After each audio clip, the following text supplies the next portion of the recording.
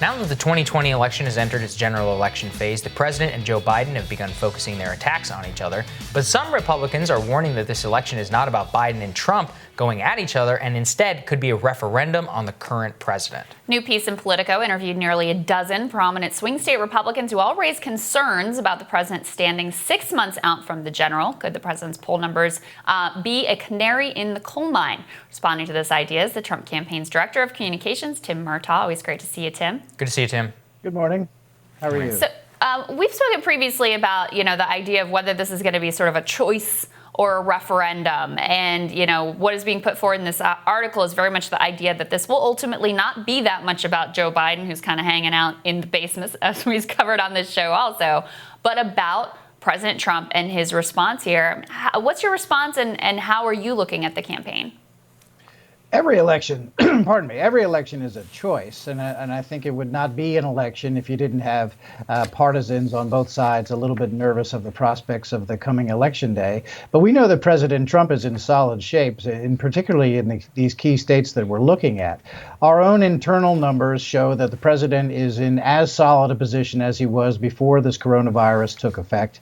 And we also know that even though we don't trust public polls because they notoriously underpoll President Trump, we know that even CNN shows that the president has a 7-point lead in their battleground states. It's a different mix of states than we look at, but still the news is positive there for the president nonetheless. This is, make no mistake about it, this is a choice election. Every election is a choice.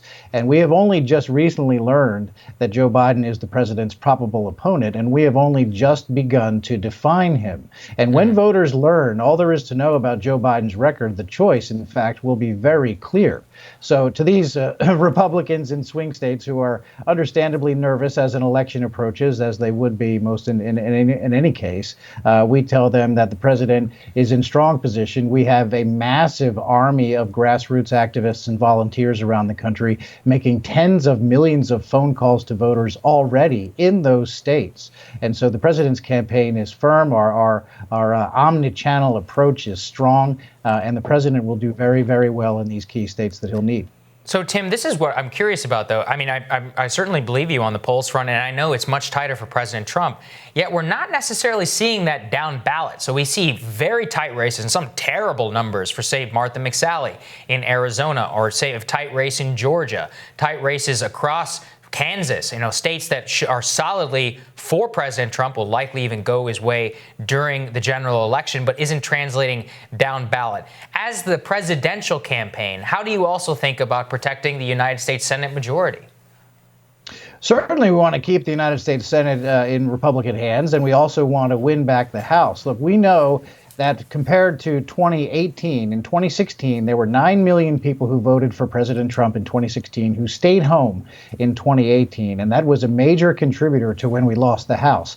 Now, we're still in touch with those 9 million people across the country, and we know who they are. And we have high confidence that they will be back out and voting for President Trump in November of this year. That will help us keep the Senate. That will help us win the House back. We already saw a House seat flipped in California, the first time Republicans have flipped a Democrat House seat in California in more than 20 years. And so where the president runs strong, down ballot Republicans will run strong too. And those candidates who want to be successful will run with the president in those states. And so as the president is strong, and we will continue to see that strength grow because he is getting stronger and stronger with black voters and with Latino voters in key states like Arizona. I would say Latino voters are very important there.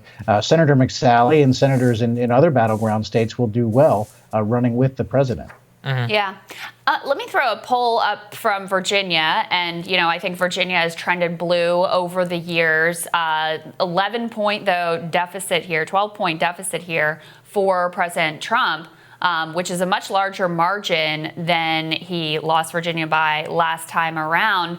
There have been other polls out of states that, wouldn't necessarily be swing states that have been very close. Georgia was basically a tie ball game in a recent poll. Arizona gave Biden a 7-point lead. How do you think about these public polls? Because part of, 2016, everybody was shocked because the polls seemed to show Hillary Clinton winning. They were off by enough of a margin in these key places that obviously President Trump is President Trump.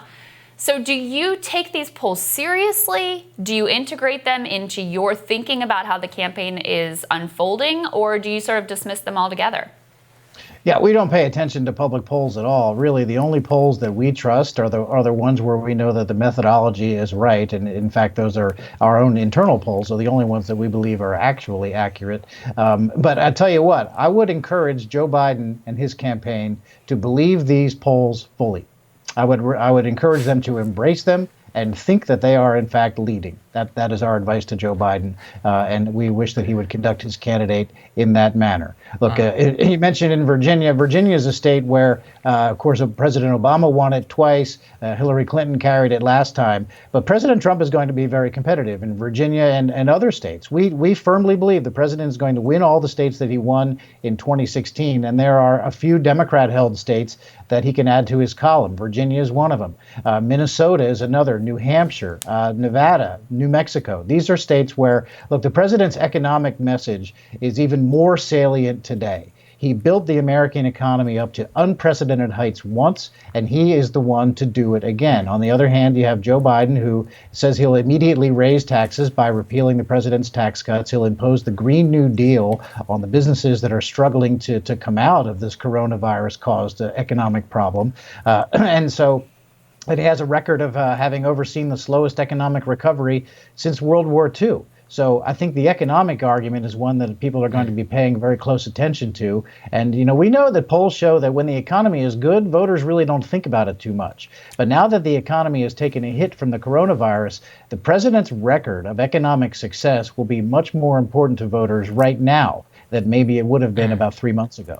So that's very interesting, Tim. And I guess the last question I really have for you is Jonathan Martin over the New York Times wrote, I thought it was an interesting piece about people are stuck in 2016 syndrome, where they assume that things that were flukes in one election are necessarily apply to all elections.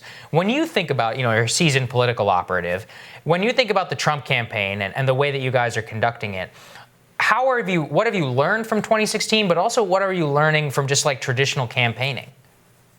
Well, I mean, first of all, it's really hard to use the word traditional in the same sentence with Donald Trump. 2016 was not a fluke. It was only a surprise to those people who were believing the public polls. And I think that's what the news media and others are falling into the trap of again.